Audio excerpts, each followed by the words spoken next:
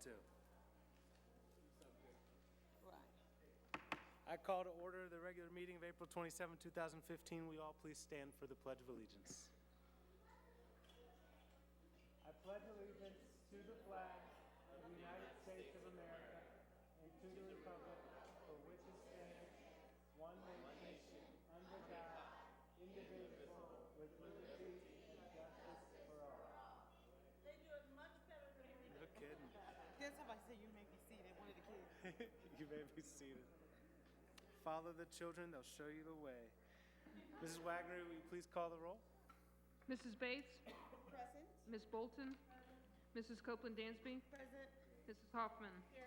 Mr. Manera? Here. Mr. Nelms? Yes. President Coons? Here. I need a motion to approve the minutes from the committee reports. So move. Mrs. Bates, as chair of the Student Achievement Committee, will you please present the April 13, 2015 Yes. committee meeting report? Let me grab it.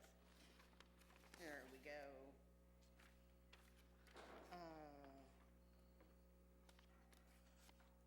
Yes, there was a board assignment made that I want to bring to the attention of the rest of the board, and that is that the Student Achievement Committee and the Family and Civic Engagement Committee develop a work plan for quality seats expansion, and that we need an explanation from the administration to address more specifically where there is a need for expansion of quality seats. And we need to come up with a way to address this before we can move forward with our assignment. So the issue is we have two committees working on two different assignments, but we need to come together with the support of the administration to complete our work. Which two committees did you mention? The Family and Civic Engagement Committee, which is kind of under your... Yeah, it reports through PPE, so Yes. I guess then I need to go back and ask you to repeat what you said the assignment was. Okay, And well, when it's was this? written. When was this? We made the assignment at the Student Achievement Committee meeting, so I wanted to bring it to the attention of the board and specifically to your committee.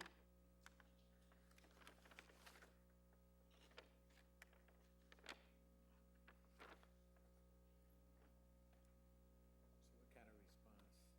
No, I'm just rereading it. Okay. So we will need to schedule a joint committee meeting. Would that, It could. So that is a standing agenda item for PPE. And the next PPE meeting is scheduled for Thursday, June 18th at 11:30 a.m. If you'd like to join, or, I mean, I'm not quite June sure. 18th? Not May? You don't have one during May? Oh, we probably do, but it's not listed here. It's not listed, but, It's not listed here, is it?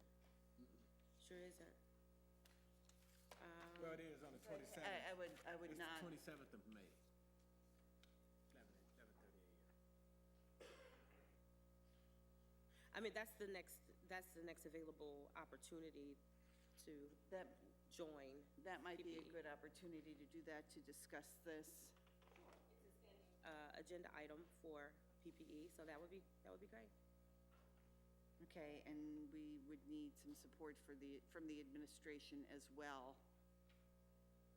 in determining a way to move forward. We're working on it.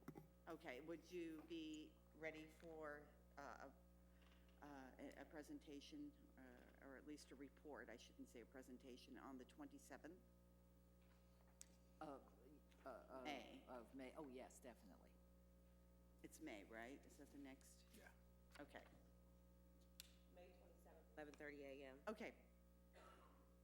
So I present this report as written for acceptance. Thank you, Ms. Bates. Ms. Bolton, as chair of the Finance Committee, will you please present the April 15, 2015 committee meeting report? Happy to do so. We submitted rather lengthy minutes. I want to draw attention to the fact that we are closing in on finishing up the policy review in the 6,000s, which I think is great, but also want to compliment the treasurer for her written prior memo, which really expedited the business of the committee, and appreciate that, with her, not only the information, but actually providing us with some analysis, which is very helpful. And then also want to thank the superintendent and the assistant superintendent for their work in generating the information regarding preschool at CPS. Not preschool promise, that's the bailiwick of the Student Achievement Committee, but also the numbers and some of the issues that confront us, and the revenue streams and what have you, in order to serve the number of students that we have in our district. So I think it helped generate some good dialogue among the board, and that's sort of in part the role of a committee, is to start finding out some stuff that altogether we may not be able, but bring it back to the whole group. So I thank the president for allowing that time to be discussed, that issue to be discussed in the last, at the retreat. Thank you, Ms. Bolton. Ms. Bolton, as Chair of the Finance Committee, will you please present the April 16, 2015 Audit Committee meeting report on behalf of the Audit Committee? Yes, happy to do so. We had not a tremendous turnout, but we did transact some business regarding reviewing the audit plan for the previous year, and also soliciting information for the audit plan for the coming year. Also at that time, a follow-up from a board meeting.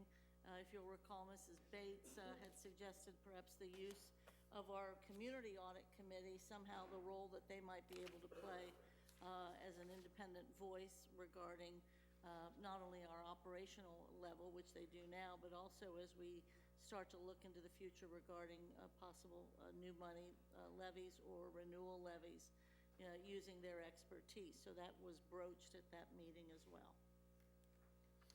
Thank you, Ms. Bolton. Do board members have any questions or comments from the April 22nd, 2015 Committee of the Whole meeting?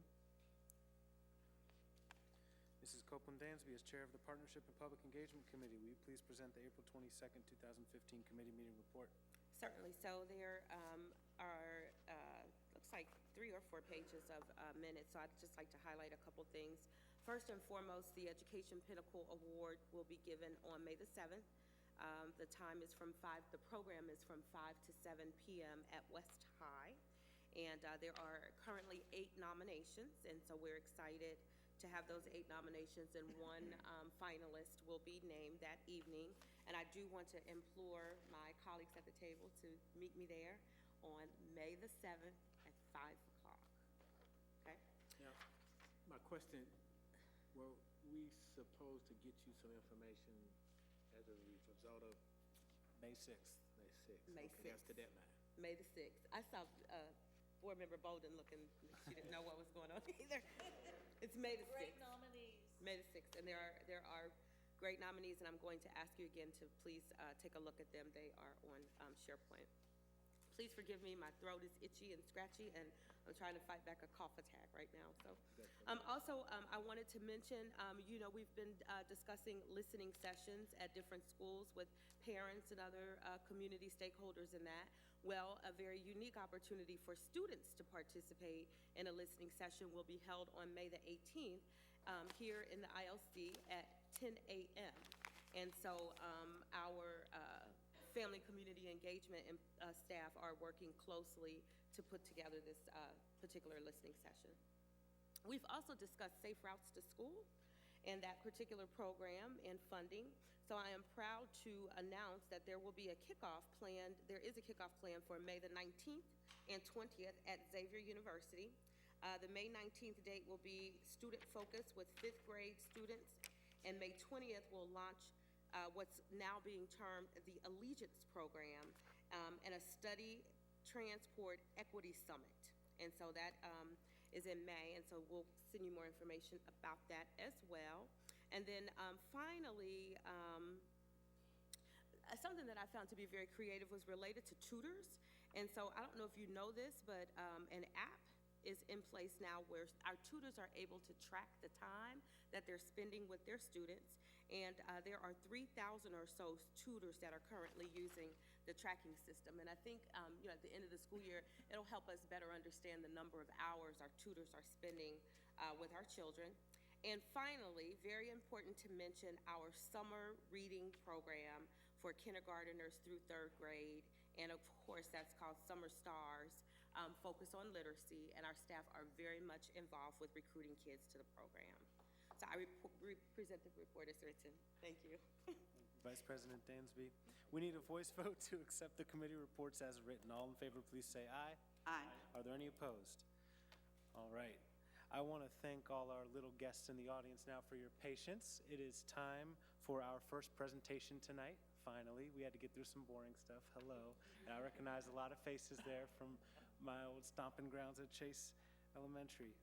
So without further ado, we have a green presentation tonight presented by Little Leaders Save the World, featuring Northside Whiz Kids and Chase School and Winton Hills Academy students. So would Tommy Roof from Happen Incorporated, Cindy Sherding from the Northside Safety and Livability Committee, and whoever else you have, please come to the podium. And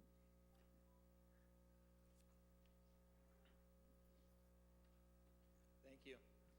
My name is Tommy Roof, and I'm with Happen Incorporated. We're a nonprofit agency that teaches art to parents and children. We're located in Northside on the corner of Hamilton and Chase, and we have 8 programs that we provide to the community.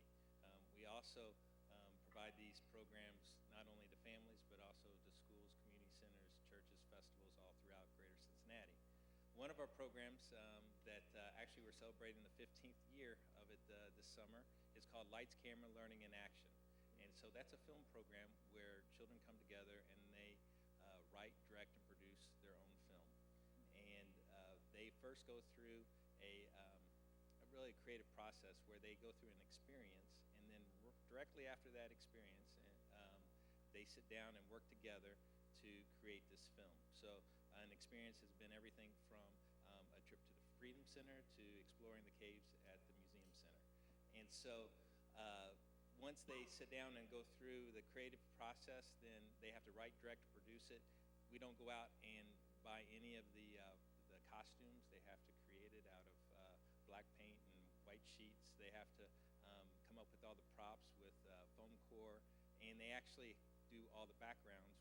We film everything on green screen. So they draw in and they make all the backgrounds. So they create this whole process. Our goal is, we call it the 3 E's. We want to entertain, educate, and empower.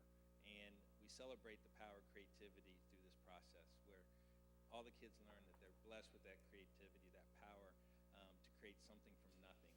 And what's awesome about that is that they can use it not just for art, but solving math problems, science problems, even solving problems with your little brother or sister.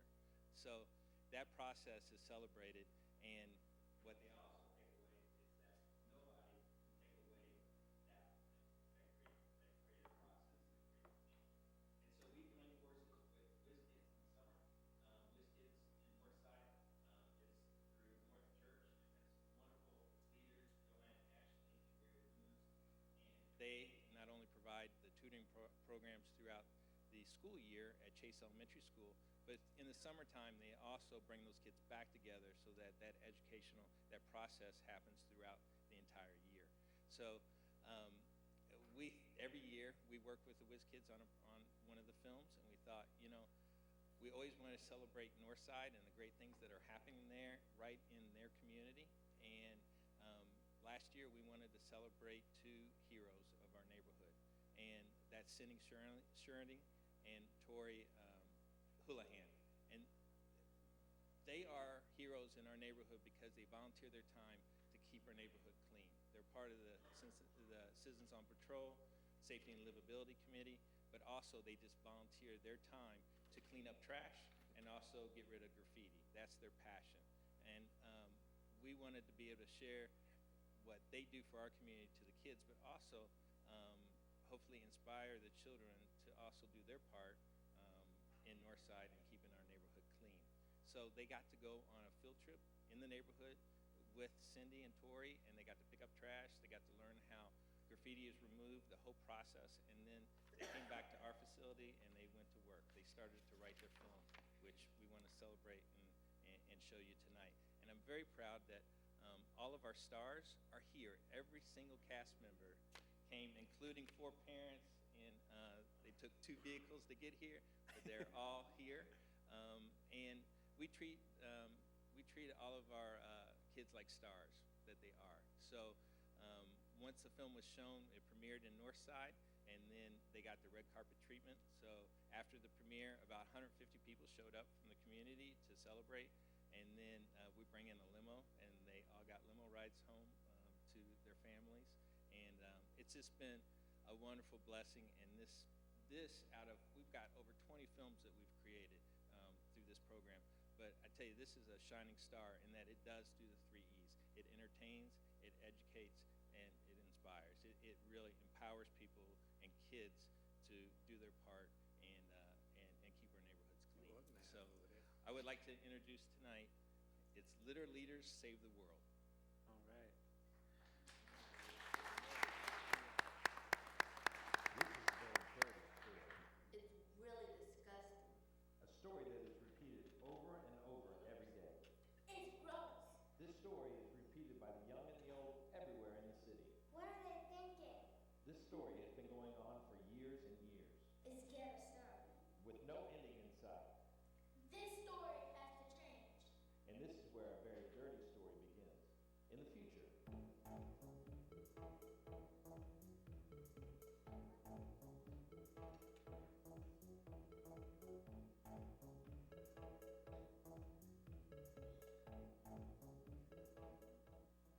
it's 2050, and littering and graffiti has taken over the city.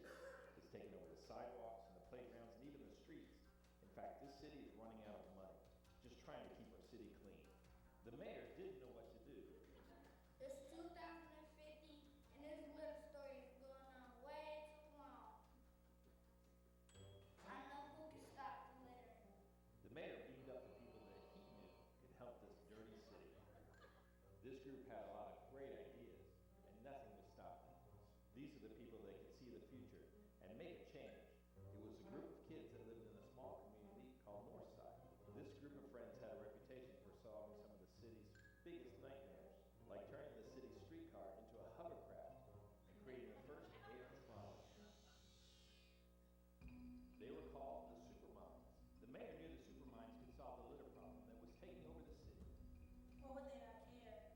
There's some evil force that's making those good kids go bad. And the kids got right to work. They decided to look to the past and saw how the problem began with a group of kids that just didn't care if they trashed the city. So the Superminds put on their time-traveling jetpacks and went back in time to 2014 to find out why. Once arriving, they came across some kids littering, and their Supermind spy team quickly took out their scanning equipment and found the evil force that no one else could see. Hidden between small particles of matter that only the scanners could see was the litter beast.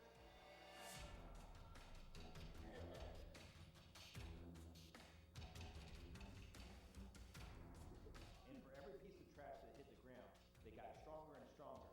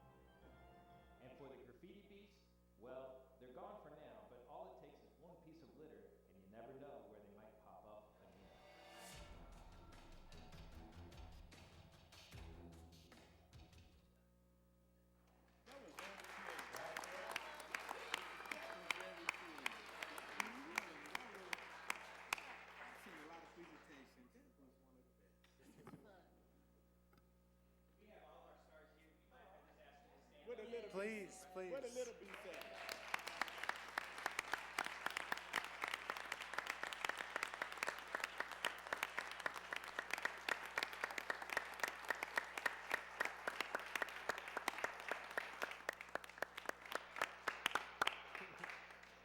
Much for allowing us to share a program. Well, certainly, certainly.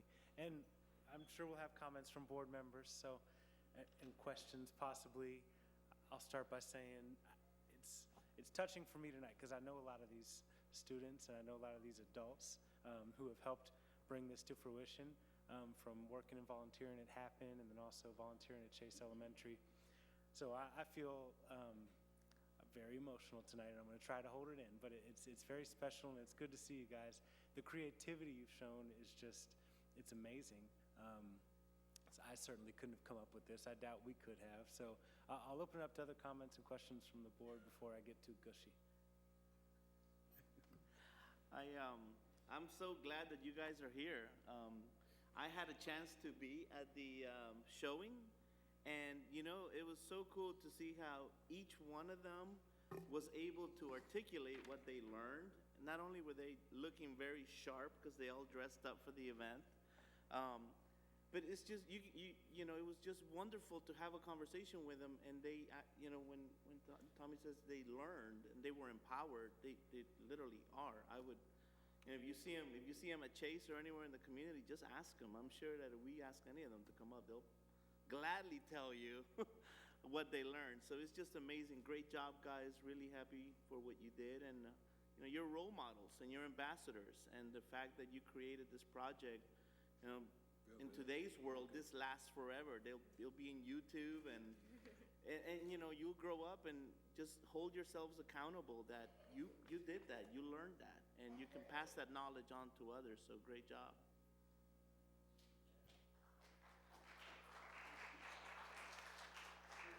I heard Chris say as soon as it went over that was one of the best presentations he'd ever seen. So Yeah, he might be too shy to say That's it, why I'm but- inclined not to say anything. I've seen a lot of presentations. That was one that was the most creative and entertaining. I drive through Northside quite often. I don't drop litter, but I'll be looking for those litter bugs when I do. So thank you for coming down tonight, and ditto to everything that's been said. And I will add a little anecdote. I want to reinforce what Tommy said about Cindy and Tori and their dedication to cleaning up Northside.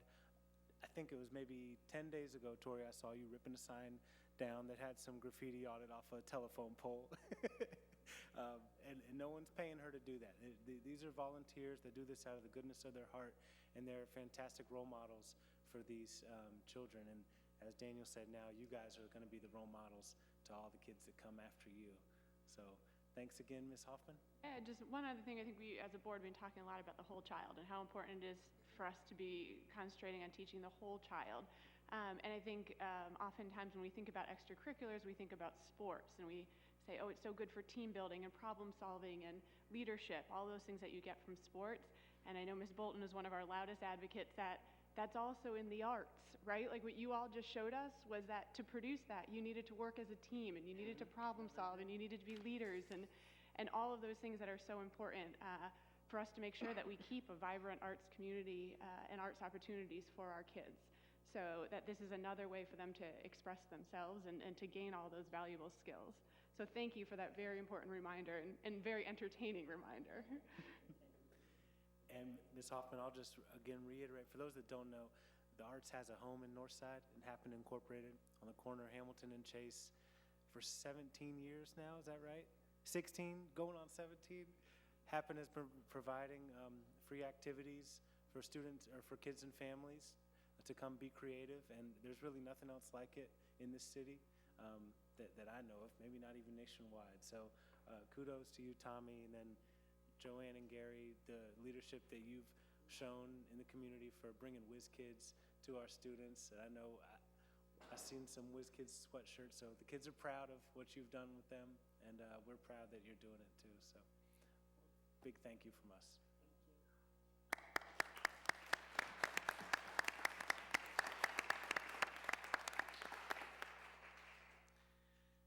Okay. Good luck, Ms. Darwish, in following up that. movie.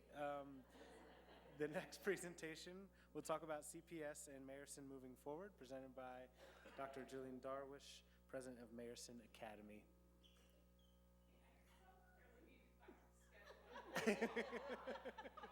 Tough act to follow. I don't know how anyone follows that. Well, I'm super excited, at least, to talk about what I have to talk about, and hopefully you will be as well. So very quickly, a couple months back, I was invited by the superintendent, and some of her leadership team had mentioned this as well, that it would be interesting, having been with the Academy for almost a year, to kind of feed back.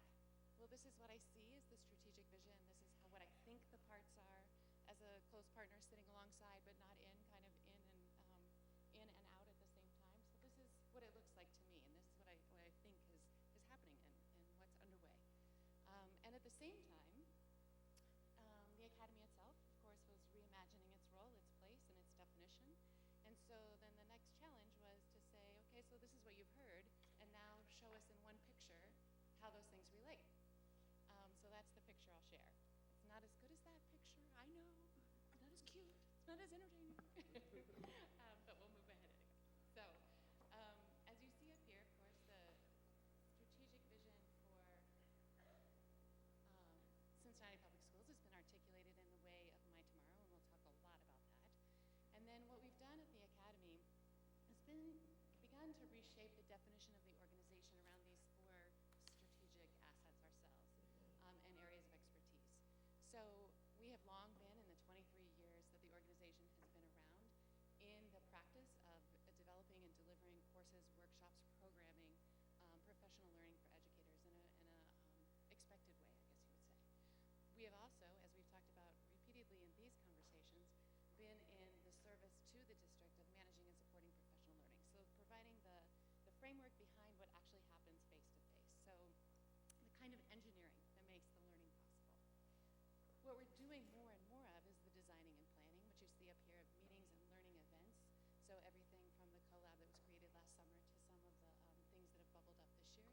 And then facilitating and consulting, everything around strategic planning. We've done some technical planning with schools and small teams, etc. So this is the way we're beginning to reframe the work, and I'd like to just kind of share how those two pieces fit together in terms of the strategic vision for the district and the emerging vision for Mayerson. So when I was asked about this notion of how does it all fit together in one picture, of course, a strategic vision brings together a lot of things, right? It is the strategies, but you have to consider the inputs, and then, of course, where you're aiming, your outcomes, and your impact, most importantly.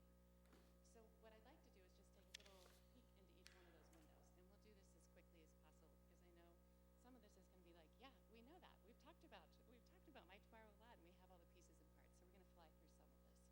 So, of course, any of these things begin with the organizational vision, and that's why it's at the center here, just to remind us of where you are and where you're starting,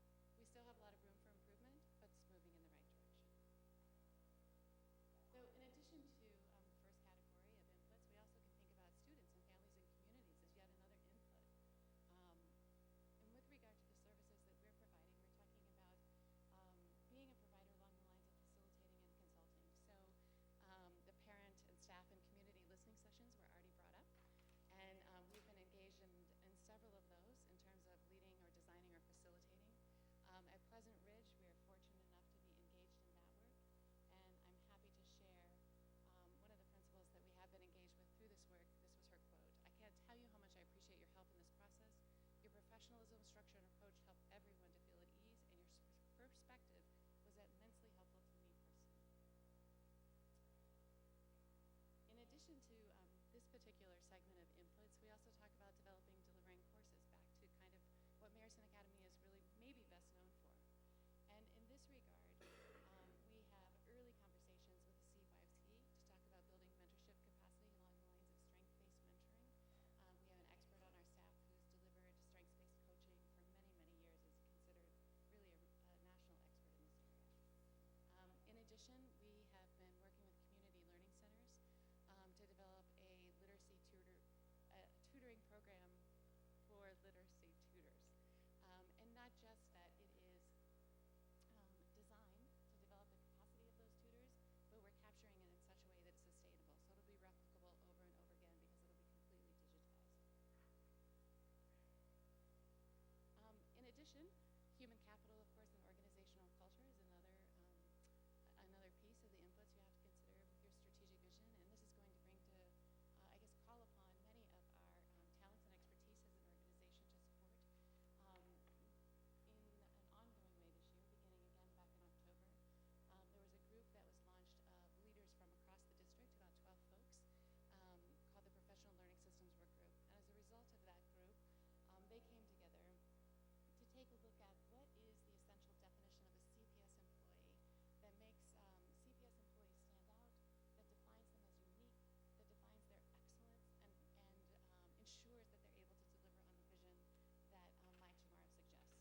And so that group, working over these many months, they worked a half a day every month, have begun to articulate a very exciting set of competencies that have been begun to be captured in these I am CPS statements.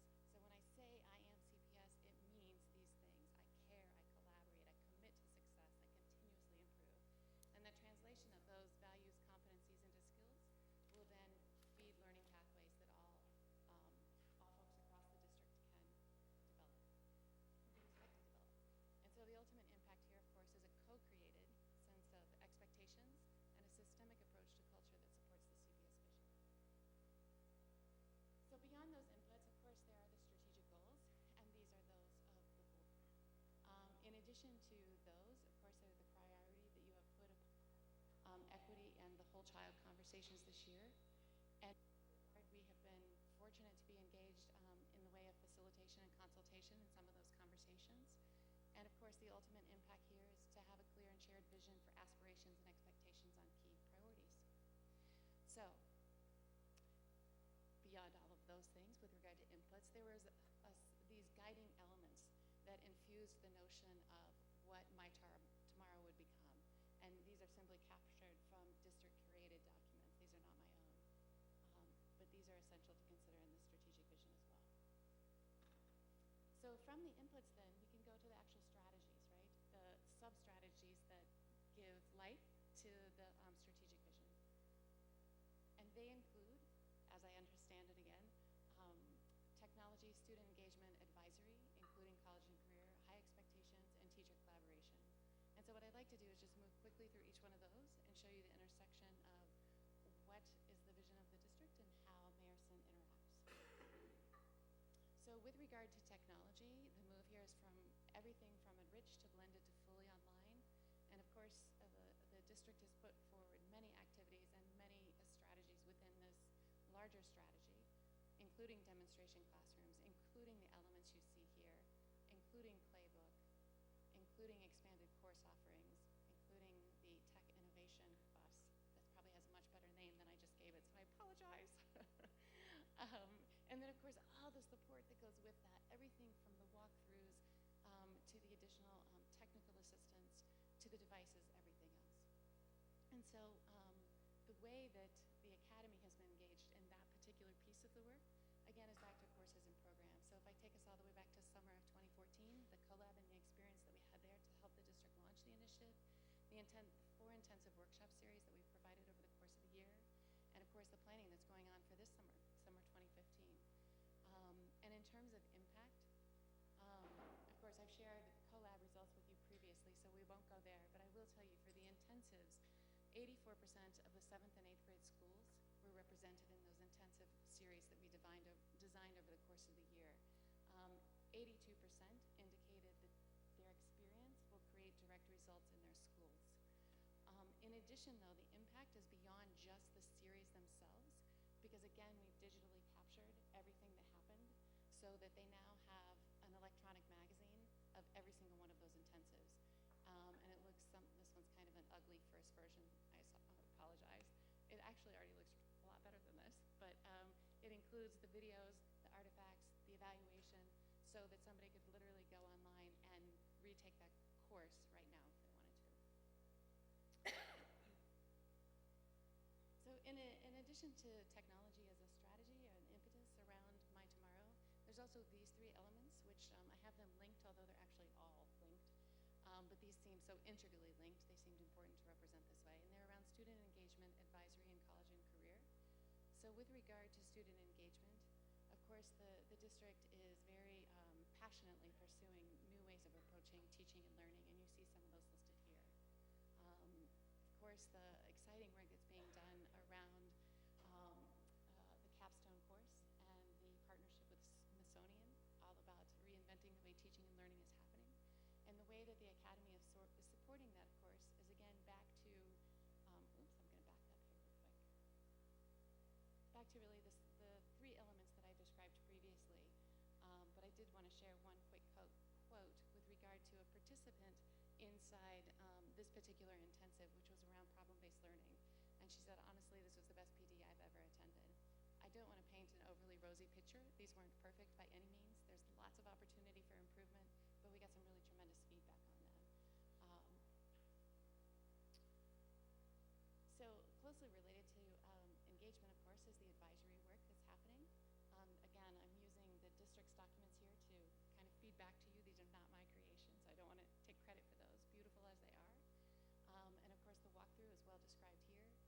Additional counselors and mentors and how the district is supporting what happens on the ground. The way the Academy has been involved is similar to other strategies, but in addition to that, we are also providing the programming for 5th and 6th grade, what will be 5th and 6th grade advisory for next year, which we're very excited about. There were 5 demonstration schools this year, and I could go on with lots of data about that, but I will tell you just briefly, this is one of the lovely posts that we got online from one of the students who was participating in this work. And he said, teamwork, humor, and perseverance, naming his own strengths. It worked like magic because every time I used these strengths, it seemed like everyone, including me, got something in return. So the whole challenge of this curriculum, of course, is to recognize your own strengths and see how they apply to develop social emotional learning competencies, a classroom curriculum as well as a digital curriculum where students are responding to prompts, and this is one person's experience, but it's highly representative, I would say.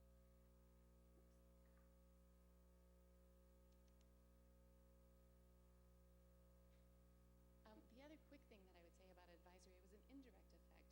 The person we brought in for those particular set of intensives became an ongoing partner to the district as an expert in curriculum development. So became the provider for the 9 to 12 curriculum development. So that was a wonderful indirect effect. So in addition, college and career focus, of course, these are the things you know. Naviance is clearly part of that career readiness roadmap. Of course, these things you know well. And a very detailed sense of how the district is looking at each and every activity as associated with a particular outcome.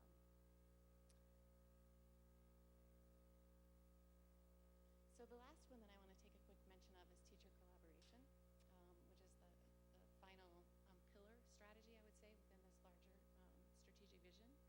And with regard to that, these are the elements that the vision, that the district itself has identified as critical to what's considered to be effective teacher collaboration, and how we are playing a role, again, back to the notion of what we've done with each of the intensives, the Glow Labs, and the summer. In addition to that, we are putting on a first ever Ed Camp, which is being led by teachers in the district that have been identified by Julie Sellers and Superintendent Ronan to lead this effort. We're hoping that that will happen June 1st, but it's basically teacher-led professional learning. And the idea is to have the design team not only create the experience, but engage their peers, but also take a model back that they can replicate over and over and over again in their own learning environments.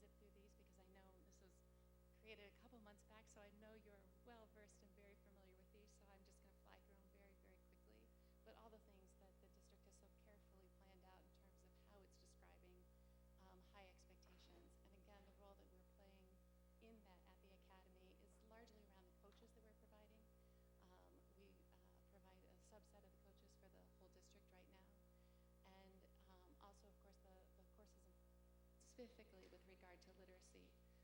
So 57 teachers will complete Ohio reading endorsements through SRR by this summer, which is Science of Reading. But very excitingly, just this week, OD has chosen to feature this work at the ASCD conference in June. It's Mount Washington's work. So that's very exciting news. So beyond all of the elements that are comprised of the strategic vision, as I understand it, again, this is my attempt to play back what I've heard and know. And also to integrate where Mayerson fits in. There's also the element of positive school culture, which could be considered kind of the wraparound. To this point, I think what has happened is that positive school culture has certainly had a long-standing and important role in many instances in the district. Right now, because the district's vision has expanded, changed, gotten very integrated with so many aspects, that needs to happen with PSC as well. So how can PSC grow and move with the vision as it's changing in the district instead of sitting alongside? And so the possibility here is that there is such a thing called PSC 2.0. Maybe it's not even called PSC anymore, right? That it integrates the best of what we know, and there has been a lot of it. And it also takes forward and takes into account the vision that is being created as we speak.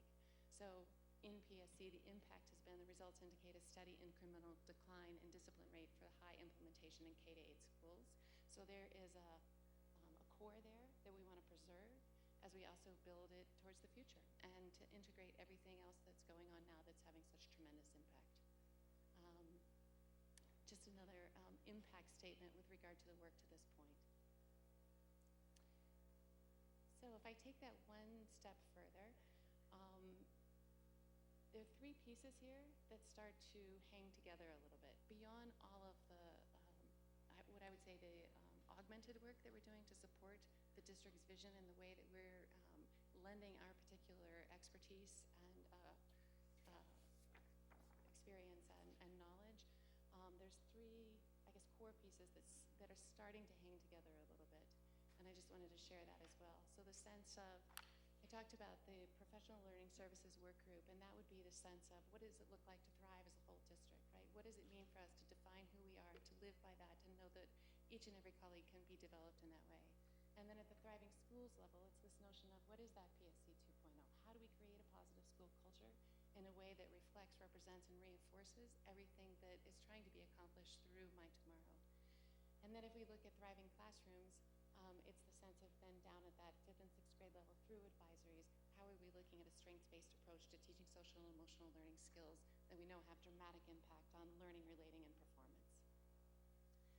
So all that being said, my understanding of the outcomes are really captured beautifully in this document. So for each one of the strategies, the district leadership has taken the time to say, these are the expressly noted things that we're trying to achieve, and this is what we're going to measure. At a larger scale, there are really two significant transformations around teaching and around learning, that teaching is coaching and that learning is personalized. And again, these are the high-level student expectations. And then most importantly and finally, beyond the outcomes, there's the impact. And the impact, of course, is 100% of all current 7th graders will graduate within 6 years prepared to actively pursue their chosen career path. So that is my one picture, although I kind of cheated when I was given the challenge of creating one picture that represents the vision that the district has put forward and how the academy fits into that. So I've had the good fortune to have feedback to make sure that I was hopefully representing the work well in terms of this is what you really said. But it's always a little uncomfortable to present someone else's work. So obviously the good measure of it is exactly that. A lot of people's very, very, very good work that we are very happy to be in service of. Thank you, Dr. Darwish. Do board members have any questions or comments? Yeah, I do. I have a question around, you were saying this, one of the first slides that your survey results were the highest in history of the academy, and I'm wondering if you all have been able to tease out why. Like what were some of the key changes or differences that you think have led to these really exceptional results? And so I didn't hear the very first Oh, yeah, thing you said. one of the first slides you showed was that the survey results are the highest in the Academy's history. And so I'm curious if you guys have figured out what that's tied to, why, what are some of the key changes Yeah, that you guys are making? I would say, certainly I don't have scientific research on that. I'm going to give you my gut reaction and what's been high priority since January of last year. So similar to some of the work that the district is talking about and really putting a lot of energy into, culture is everything, right? So being extremely intentional about the kind of culture that we wanted to create at the Academy. And so the things we talk about are creating a wow experience. So somebody walks through the door, what does it mean to give them your all right then and every single time? I'm not saying that's perfect, but just the intention of saying these are our values. These are our values every day, every morning, every afternoon, every night, and then the next, every morning, afternoon, every night.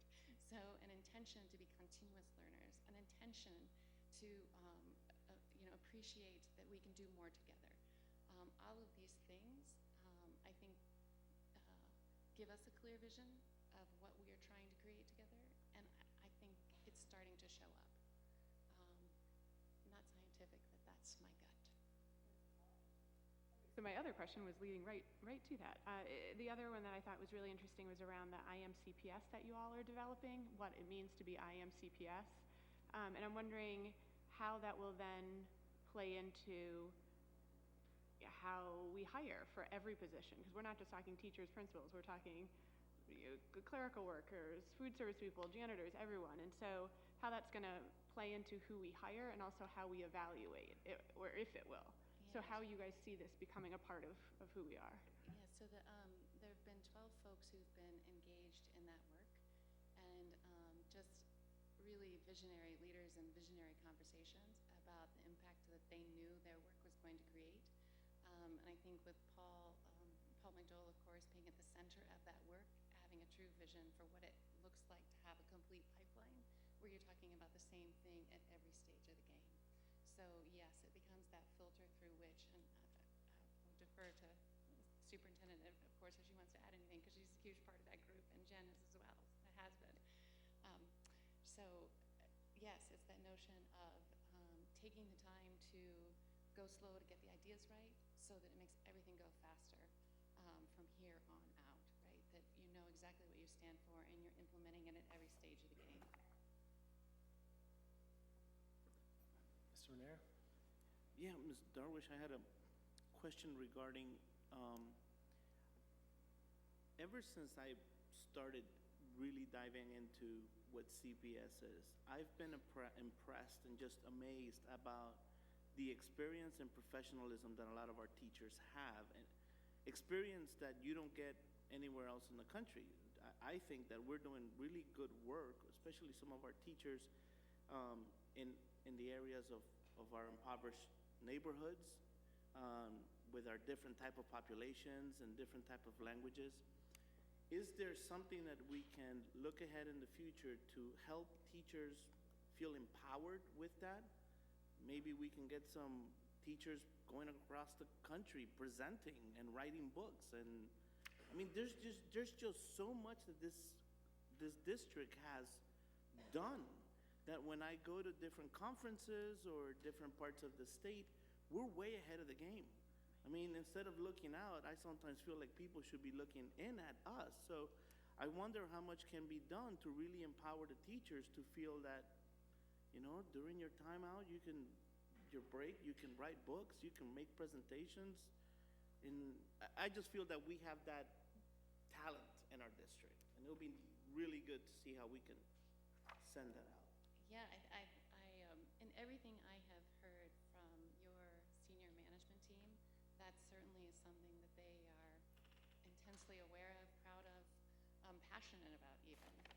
So I certainly think from a vision perspective, the sky's the limit.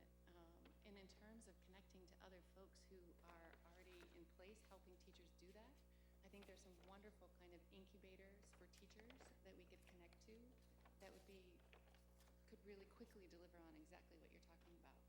So that would be very exciting. I do want to just quickly echo what Mr. Manera said.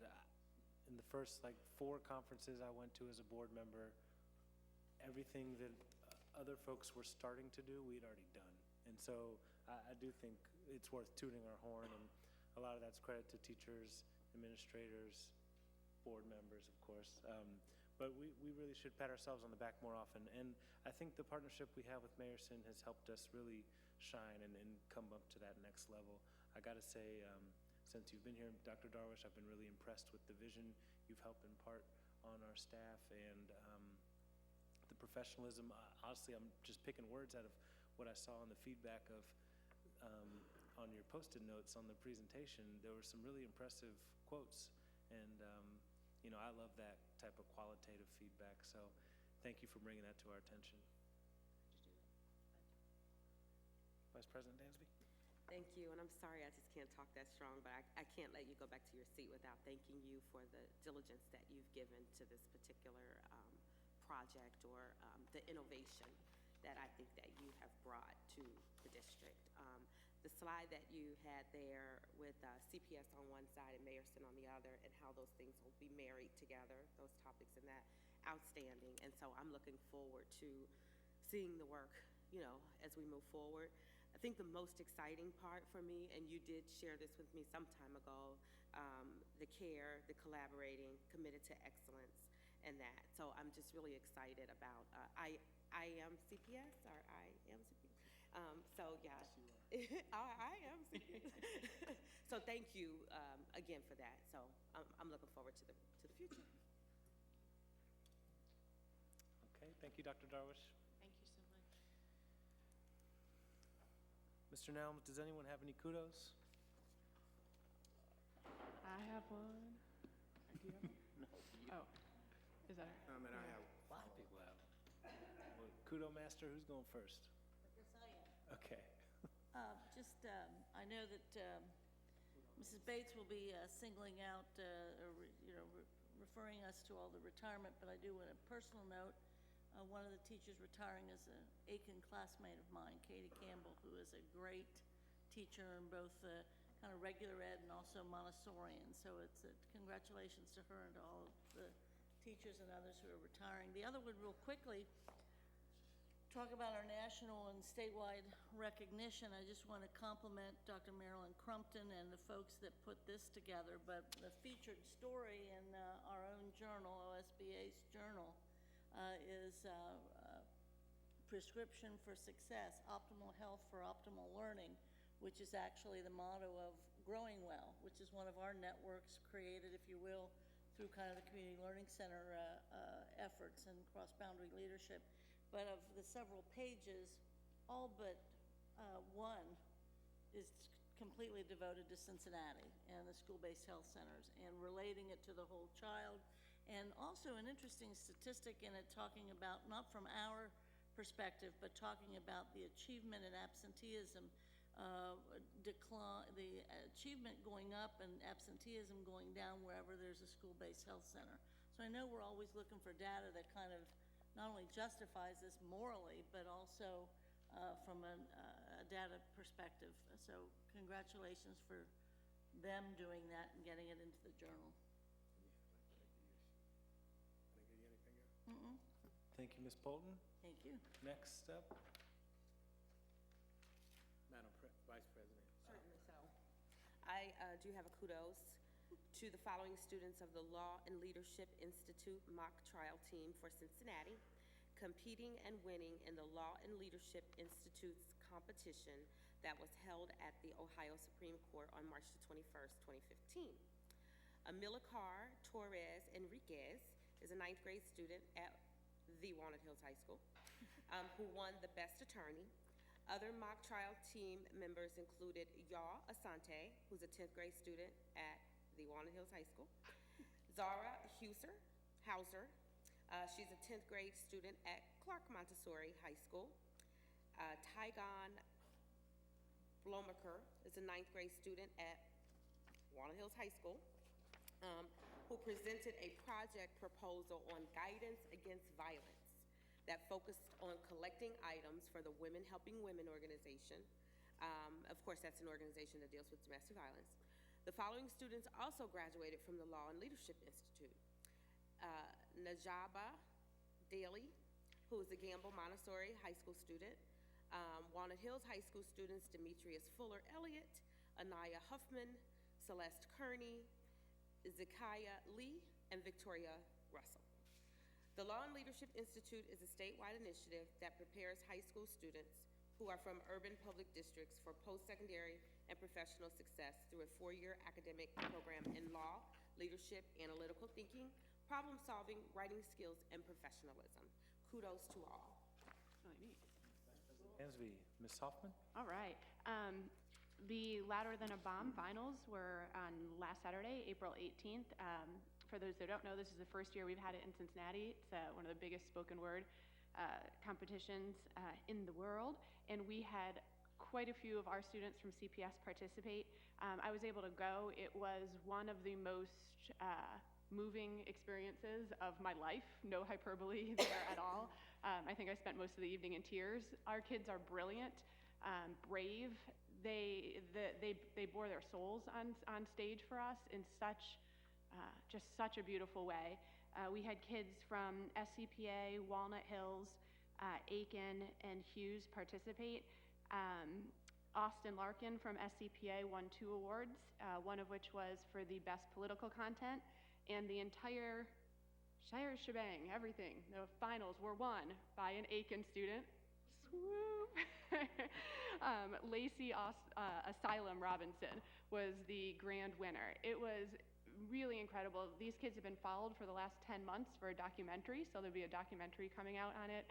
And I know the Louder Than a Bomb folks were there recording it, so they'll be putting up some of their pieces. But I would even encourage us as a board to potentially invite some of these students to come perform for us. I cannot speak highly enough for when we give our kids a microphone and shine a spotlight on them and let them speak the truth that they'll tell. Awesome, thank you. Yeah, we'll make that an assignment, I think. Yeah, lastly, I just want to say, Ms. Superintendent Ronan attended the 5th District-wide Athletic Hall of Fame induction ceremony down at Paul Brown Stadium, and every year when I think it can't get any better, it gets better. I know we're in the business of educating, but man, we got some high achievers that performed and that was not only student athletes, but scholar athletes. When you look at some of the list of those that have been inducted, Ed Jucker, who was the coach for UC when they won the back-to-back NCAA titles with Oscar Robertson.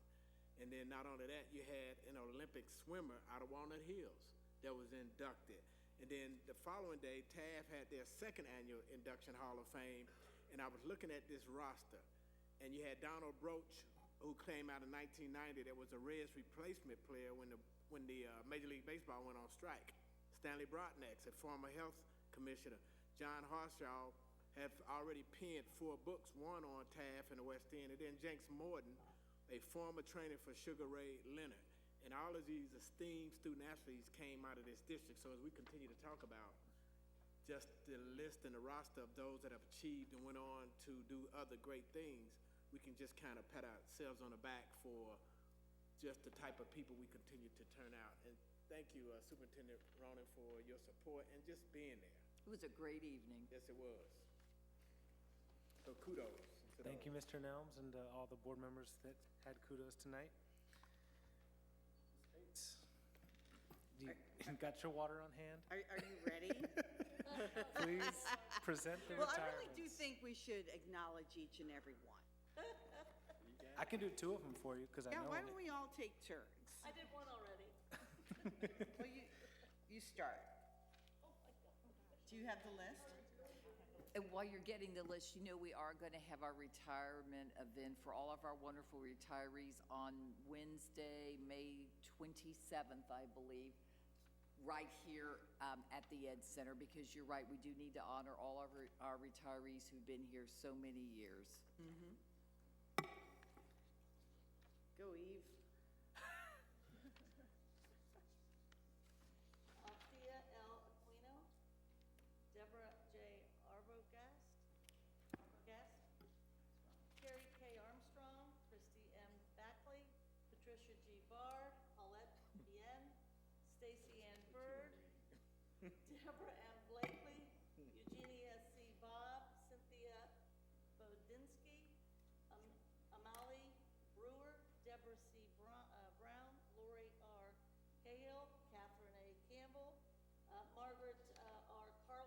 Ms. Bolton, can I do the next one?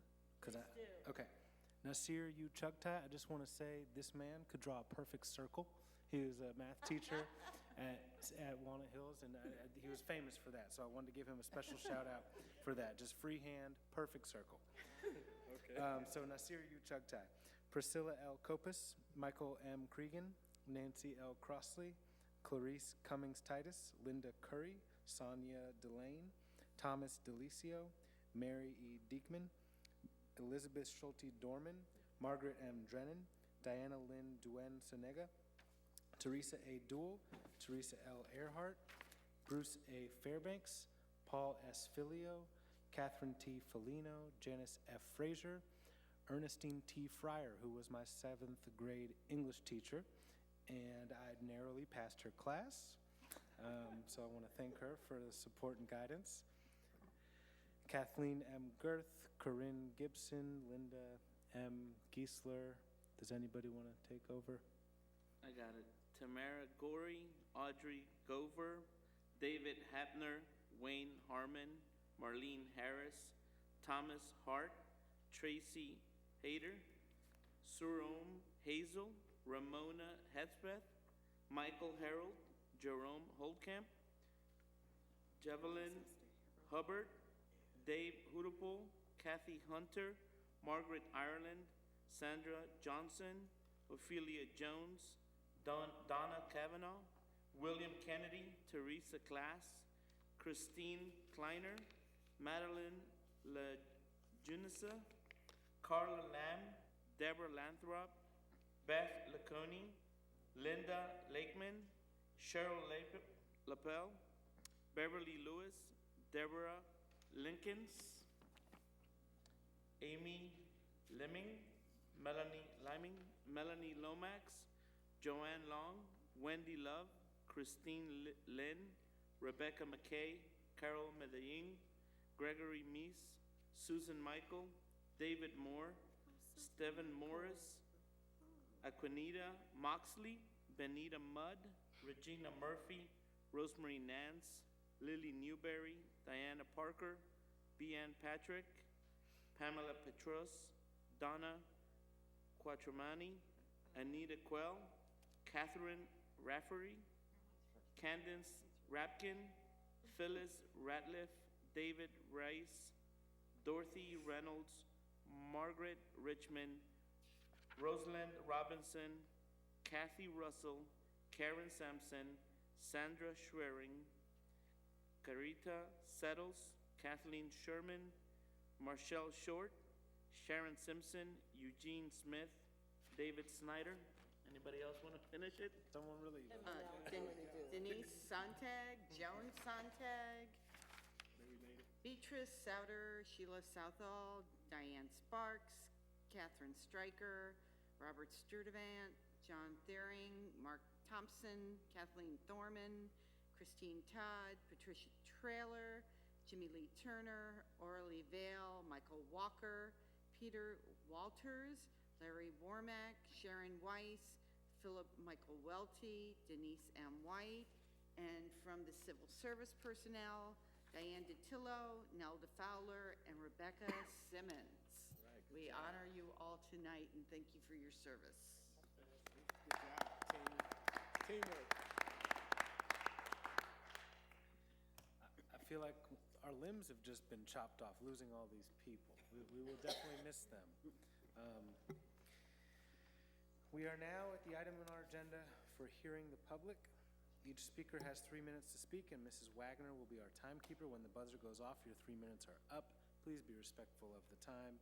Please refrain from discussing any personnel items. When your name is called, please come to the podium to speak. Our first speaker is Jacqueline Ennis.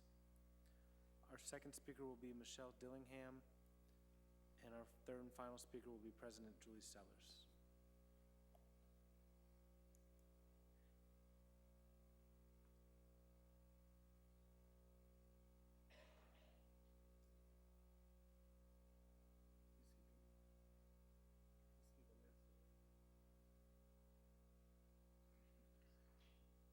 Welcome, Ms. Ennis. Thank you very much. Good evening, everyone. First of all, I want to thank you very much for allowing me to speak. Let's make It's not, I'm sorry, it's not up. I just wanted to be a distraction. Basically, I am here to request a private audience with Superintendent Ms. Mary Ronans. And the matter is urgent that I'm willing to sit quietly and wait until this meeting is over to receive that private audience. What is it? Certainly, Mrs. Ennis, it's good to see you again. It's been a while. Certainly. I'll be Thank you very available much. after the meeting. Thank you, I appreciate it. Thank you. Ms. Dillingham.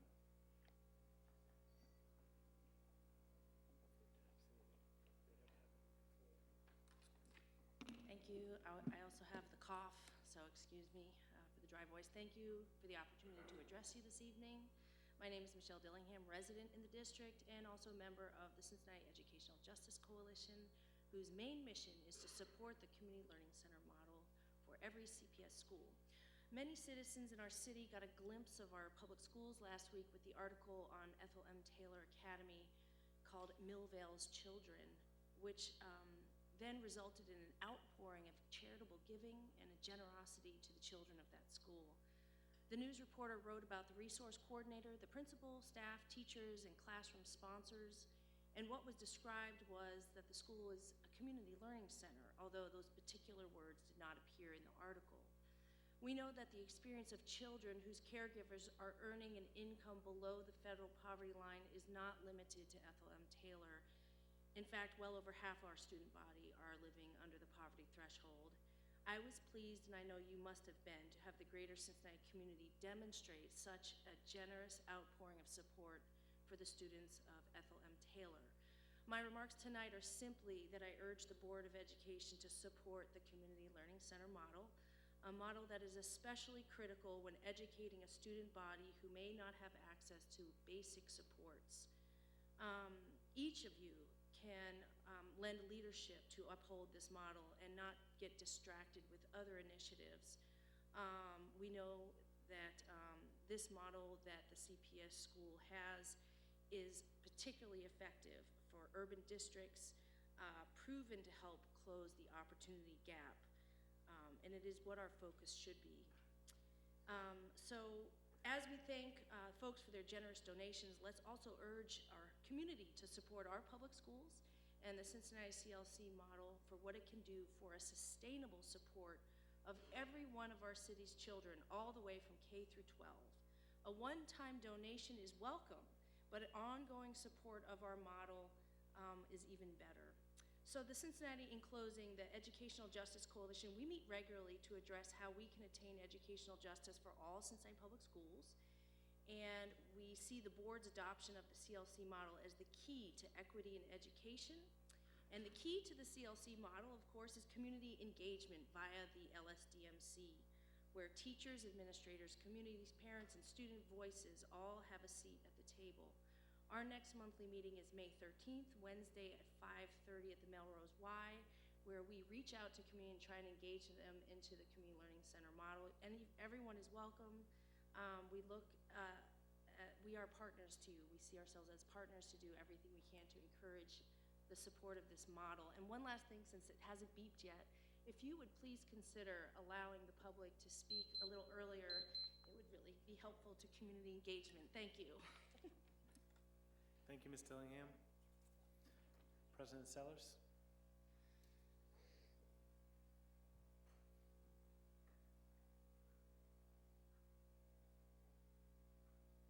Good evening, members of the board. I just want to say thank you to Daniel for all of his wisdom when he was talking about all of the wonderful things that teachers do in this district, that it has been the teachers who have been frontline for us to achieve what we have achieved in this district. But secondly, I also want to say with the list of teachers who are retiring, there is a lot of experience walking out the door. But this evening, I would just like to update everyone on our recent visit to the Eagle Charter School in St. Louis last Tuesday, April 21st. I attended attended with 11 other Cincinnatians, and we spent most of the day visiting a single school called the Eagle Academy. I was expecting to see some great innovative ideas taking place at this school, and I was very disappointed in what I saw. The school was very uninspiring, and it did not exude quality or innovation. It was mediocre at best, with very low levels of learning taking place. One of the key components of the school is their before and after school program, which is based on Lutheran Sunday school model. And I believe that there should continue to be a separation of church and state.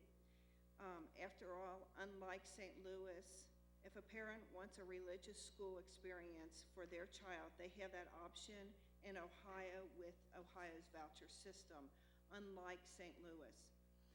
Their director is a Lutheran children's minister who is focusing on preserving Lutheran religion in St. Louis. And I was also disappointed and confused why the Accelerator Fund would consider spending money on a school that should not really even be considered quality in comparison to the public schools that we have here in CPS. What I do want to say this evening is CPS's overall is much higher quality than anything I saw that day. And I would like to say that I think that it's kind of ironic that they want to go outside of Cincinnati to find quality seats to bring here to add to options in CPS and Cincinnati district. My belief is if you want to see something great in a public school, it's already happening in Cincinnati Public, and we should be looking within our own boundaries for what is best and what needs to be expanded. My belief is if Accelerator wants to add quality seats, and that their steering committee and future board should look no further than CPS. And actually, they should probably look no further than this document that has been created for Cincinnati Public Schools of all of the things that are going on in CPS with the My Tomorrow strategic budget. And if they really wanted to help more students, they could help to maybe fund some of the programs that we have already designed for the students in CPS.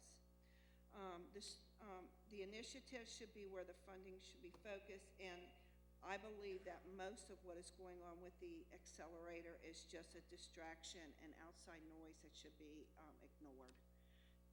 So I just want to say this is what should be the board's focus, and if you have any influence over the Accelerator Fund or program, this is what should be shared with the people on their strategic planning committee. What So is that? thank you. What is that? This is the My Tomorrow strategic budget. It was from the retreat, I okay. believe. I just can't see it. Oh, from I'm here. sorry. This is what was shared at the board's retreat last week. I was unable to attend, but I was able to get a copy of this.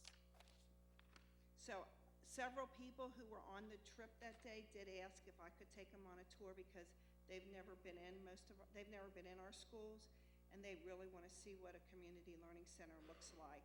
So I did tell them that I would set up a tour, and I talked to Mary and Laura about that we would plan a tour so that they can see what's going on, because if you haven't been in our schools, you really don't have anything to compare it to. So, thank you. President Sellers, I'm sorry. When you schedule the tour, would you please notify Phyllis Davis so that I can attend with you? Mm-hmm. Thank you. Thank you.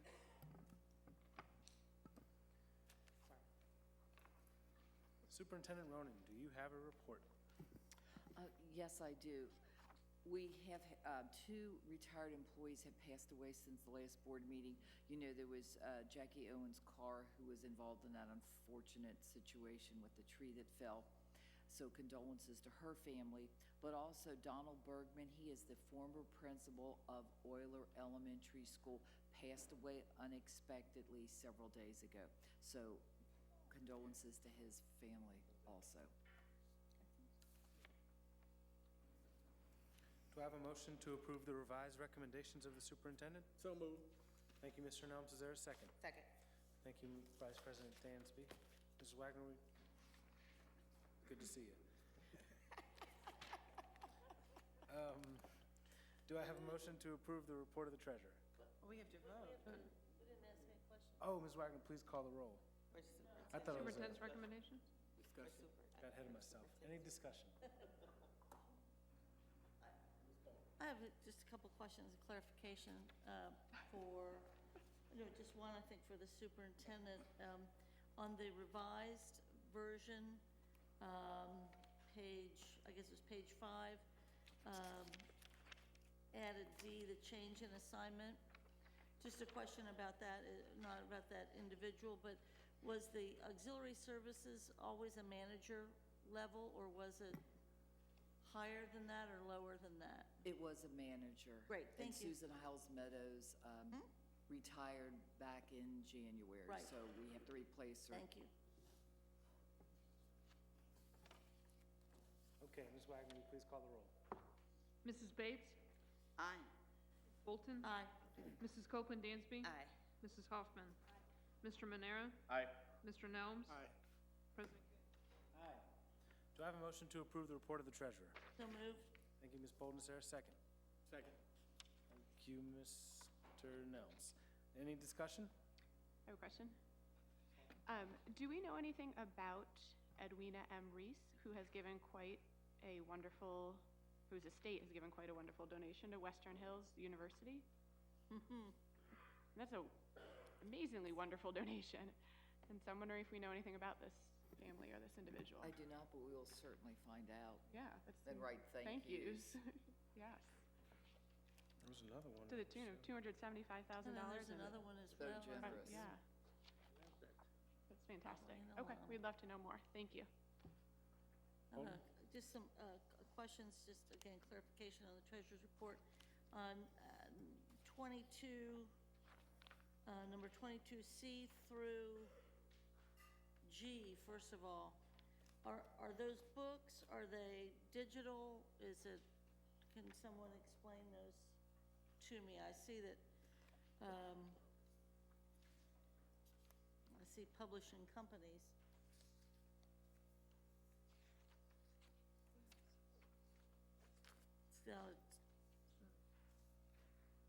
Title 1/572.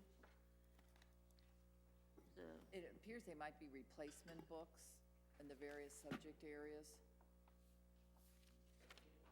For an adoption, I can tell you that. No, we don't wanna do that. So that's why I I'm was just- thinking it's replacement for next year. Yeah, So we and have I books I for put in my children. notes, I'm sure that it would be replacement books, and then just a question, are they the replacement books? And then there was somewhere in here that it talked in terms of the digital piece. Maybe that was down further, but these are all hard copy, not digital, not.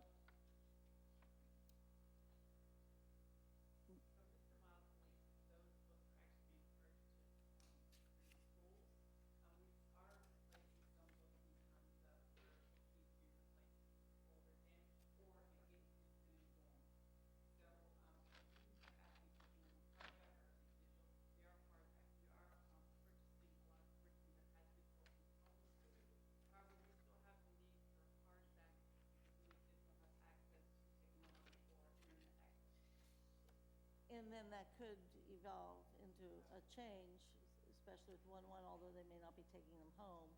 Okay, and then I had, if I could, just one more.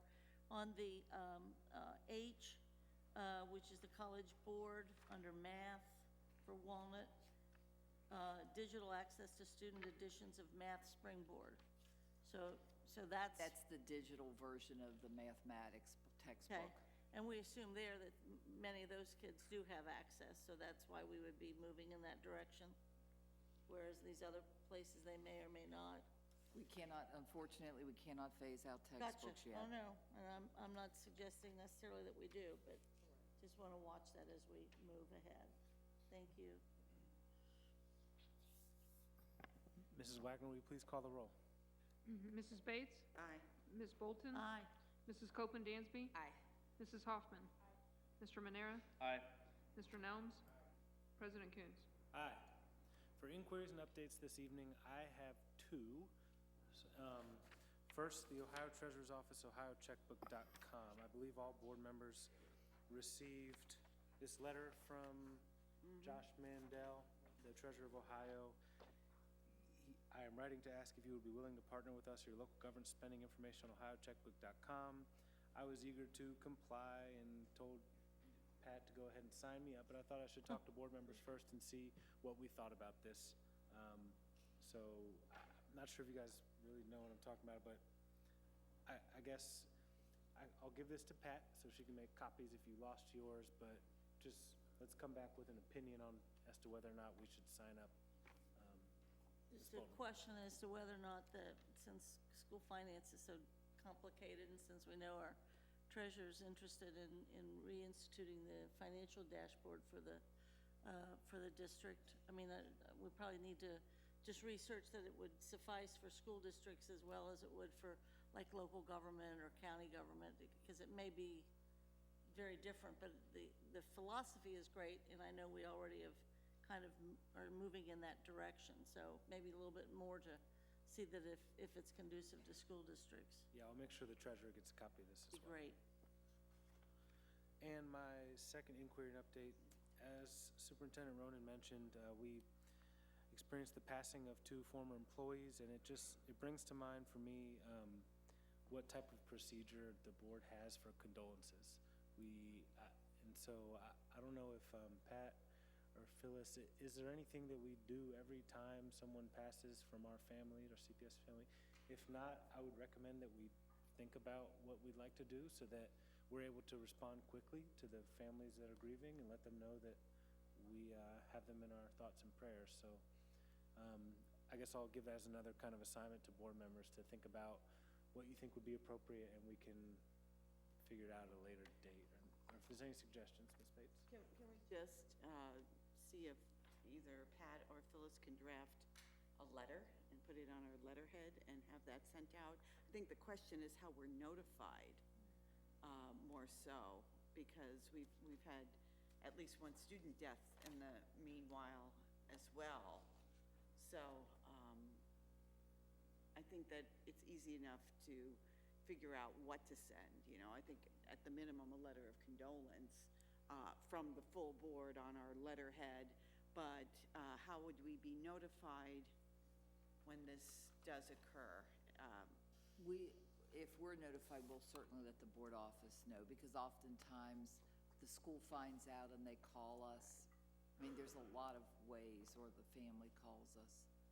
And I know at times we've donated to funds that have been left in people's names, et cetera, or sent flowers, I think, to individuals. So just looking for some type of consistency on that. But okay, so we'll follow up on that later. Any other inquiries and updates? Fantastic. Are there any assignments? I have. Yeah, I just wanted to follow up from a suggestion at Cal when we were talking about an admin change around the procedure wherever it might be applicable before approving services from an organization or an individual, that they include in their bid, in whatever they submit to us, that they're going to track their results, and that's included as part of the procedure so that we know so we as a board know when we're approving things, how we're going to know if this was a good use of our money. And so during the CAT, we had just suggested that as part of the application process, the organization has to include how they're going to track their results. So if we could make that change to our procedure, so that we are making sure we're spending our money where it's getting us results. Would that be included in a policy? Because we don't really do procedure. So I was assigning to admin to change the procedure, so I think it just needs to be a procedure. We don't do procedure is what I'm saying. Do we want it in policy? It could be. I mean, there's nothing that would limit it based upon some guidelines or vision as to what we want when we have the site. It's basically site spending in part to it normally, as well as district, some way that that could make some sense. That also would be part of that whole equity piece. You know, are we spending it on the right stuff, and are we spending it equitably? So maybe it could be a policy thing, no, I think. Can, I don't know. I think if I understand you correctly, maybe that is, you know, an assignment to the administration for them to come back to you with a plan. Yeah. I mean, it could eventually go to policy, but for me, with procedure, that's the Yeah. job of the administrators. That's all it And is. so as you're vetting a person for a contract, then you would Right. ensure that there's a reporting mechanism that would tell you how well you're spending the dollars and so on and so forth, so.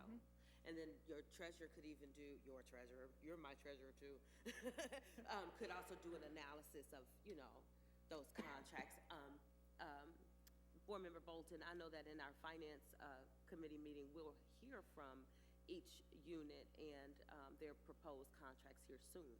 Is that true? but it's over a certain dollar amount, it's not all the Right. contracts. Little ones.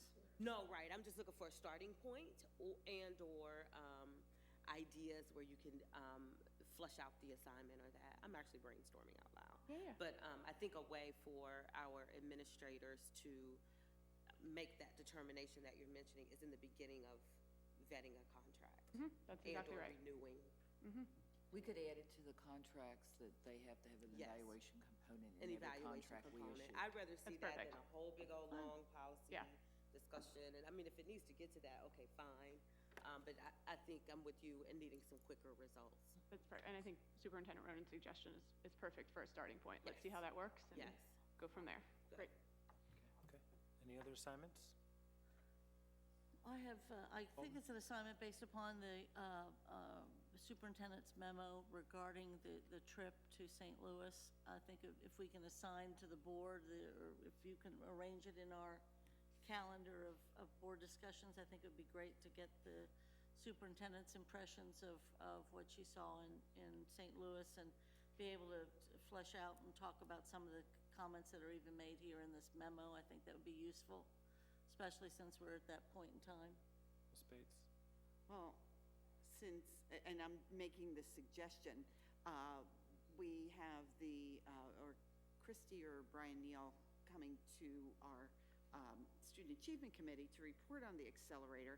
Well, at the next Student Achievement Committee meeting, we are going to be looking at that survey that was sent to us by the Faith Alliance, and I was also going to invite Mr. Wallner to come to the meeting as well. So if he wanted to be there when we did discuss the survey, that would be a possibility. But since we're having this discussion at Student Achievement, we may want to also engage in some feedback on the trip as well.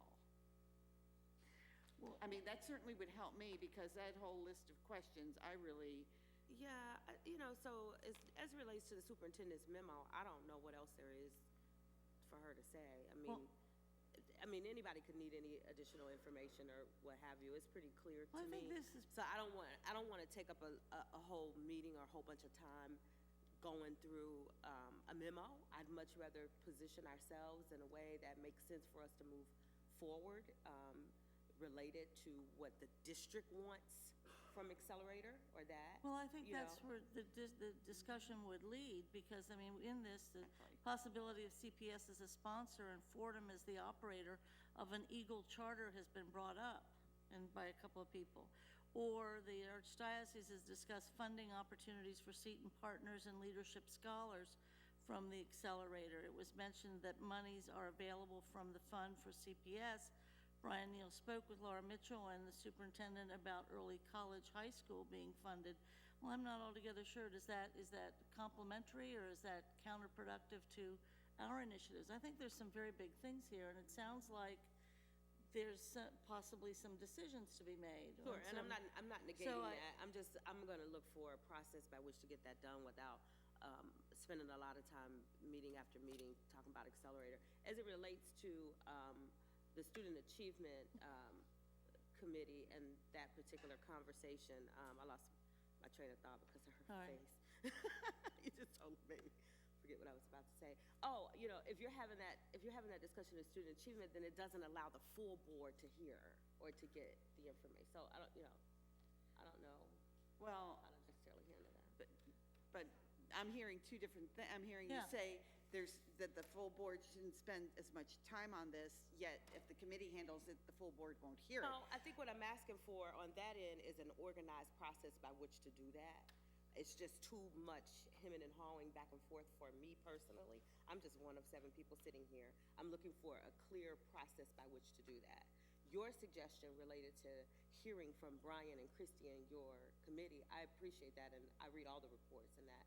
But, as we move forward, again, an organized process by which we all can get the same information. It really was about that survey, because the survey was sent to each of us as an individual. So again, if you want to take the time in your committee to deal with a citizen's survey, that's up to you. Well, it was inappropriate to send us the survey. I agree completely. And we, as a courtesy to the Faith Alliance, and it was already assigned to the committee, that it is going to be handled by the committee unless the board right now says, let's pull it. So No, that's fine. we are proceeding with that so that we could get some board consensus around the survey and some understanding Right. around it. Sure. So, And I don't want to have it perceived that I don't think these processes need to be vetted. I'm just looking for an organized process by which we do it. 'cause we I'd keep like to having make a side suggestion conversations. as far as the organized process. I really think what we've been yearning for is the CEO or board of the accelerator to be in place, because we need another body to correspond with. I think it's good that Ms. Ronan was able to go on the trip, and what happened on that trip was related to the accelerator, but it's not exactly the same thing, and it's kind of a nebulous body right now. And so I would implore board members to just kind of be patient until those bodies are in place, and then we have someone to communicate with, and it'll make more sense. They can come present to us. We can understand what their goals are. I mean, I don't think that this accelerator is not CPS's project.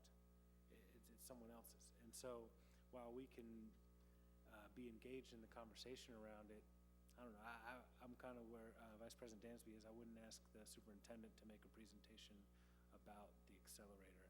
I'm happy for communication to go on in Student Achievement Committee with Brian Neal and Christy Schwartz and any other identified representatives that we have from the accelerator group, but I think from a broader board level, we really have to be patient for those people to be in place. And from what I understand, the CEO will be in place pretty soon. They have it narrowed down, according to the memo, to 2 candidates. So that's my 2 cents. Curious to see what other board members have in mind. Well, I don't think we need to wait for someone else to get their act together, or to get their ducks in a row. We have a process for vetting charter schools, and that is in place, and that has been adopted, and that's what we will use. Perhaps a review of that would be in order, but regardless of what, if the accelerator wants to come to us with possible sponsorship opportunities, if other groups want to come to us, we have a process. Yeah, and we should stick with that process. We haven't seen a proposal yet. I mean, what the superintendent was kind enough to share kind of the hearsay that happened on the trip, I think, to give us an idea of what's happening, but until there's a proposal in front of us, I don't know what we would do. If I could, I'm happy to not have this discussion in public if that's the will of the board. I don't understand the reasoning for that, but, and I'll live with it, but if we're gonna do patience stuff, certainly then anybody that's speaking for the board or the district needs to be patient and not suggest, and I know nobody in the administration has or the board has, where you have some discussion about what's been offered or what might be happening, whether it's a credit recovery school. We found out in Indianapolis there's not a lot of reason to keep doing that and going down that road, and instead trying to go toward a diploma kind of program for a school that may or may not be what we want. It does have to live by the process that was created now 4 years ago, I believe, and then from an ad hoc community group where we went out and tried to search and get charters to come here. So that is still the process that's in place. I just get nervous when, not being able to have a full board discussion, but as long as, and I believe the administration knows that they can't make any commitments and we can't make any commitments, then I'm willing to be patient, but I would always err on the side of having these discussions as publicly as we can with the As full we are board. now, yeah, I agree. I mean, I hope you didn't misunderstand me that I wanted this to stay private. I just, again, I think it's a moving target. It's hard to identify, and like you said, we have procedures in place. The accelerator folks are working on solidifying their leadership, and once that's there, then they can bring whatever proposals they have. It'll be public, and all will make sense in the world. I just think it's kind of hazy now, and I would hate for us to expend too much effort on something that's not even ours at this stage. So, And I think that's a message to the administration and everybody that's having the dialogue with anybody. We're not in a position yet to have a dialogue because the board has not discussed what we want to do or what we need to do. We do know that if something does not help our portfolio, does not meet our standards, does not help us pursue excellence, then we probably don't want it. And that's the one thing we kind of do know, but I just wanted to get that out there, so thanks. No promises have been made. I just Exactly. wanted to catch the board up to date because I felt since I did spend a day on the plane, I should come back and tell Pretty everyone. bumpy ride back, I heard. Was it? Yes. Weather was And then terrible. also, Laura Mitchell and Jillian Darwish also came on the trip because 2 people canceled, so. But that was just the latest from discussion, and I just wanted everyone to be in the loop about what's happening. And I appreciate that. Mr. Manera? Yes, and this has been a great meeting to make this assignment. I would like to follow up on something that was brought up in our discussion for quality seats, and which was trying to explore more of opportunities to increase our portfolio and figure out where we can probably benefit on some of these, capitalizing on things that we've researched, we've seen improvements on. And I was wondering if there's any way to continue to explore, dive a little deeper on dual language schools. And I was talking to the chair of student achievement. I was wondering if there's any way that we can get the ELL department to come and give us an overview on what's happening at Amis and at Roberts, given their change of population, so we don't single out a pocket or a subgroup of students, but rather try to figure out what is the best thing to do at these schools so both English speakers and non-English speakers can get the best of our district. And at the same time, give us an update on our $14.5 million grant that we received. I think we have not gotten an update in that. And in trying to figure out where money's being spent and how efficient we are with our resources. That's a lot of resources that came into our district, and I think it would be wise for us to continue this dialogue of quality seats, really analyzing and embracing the data. And I personally would like to hear what they recommend our next steps should be. I mean, it's a lot of money, a lot of resources, a lot of moving parts. I think we're at the right spot to at least process that information and make some suggestions and decisions for our quality seats. We will schedule that. Thank you. Okay, I have one final assignment. As all board members know, the roof at our Carthage Elementary School is in disrepair, so I would like to assign that we get some proposals for the repair of that roof so we have an idea of what the cost would be specifically. Any other assignments? Having no other business to come before the board, I declare the meeting adjourned. Be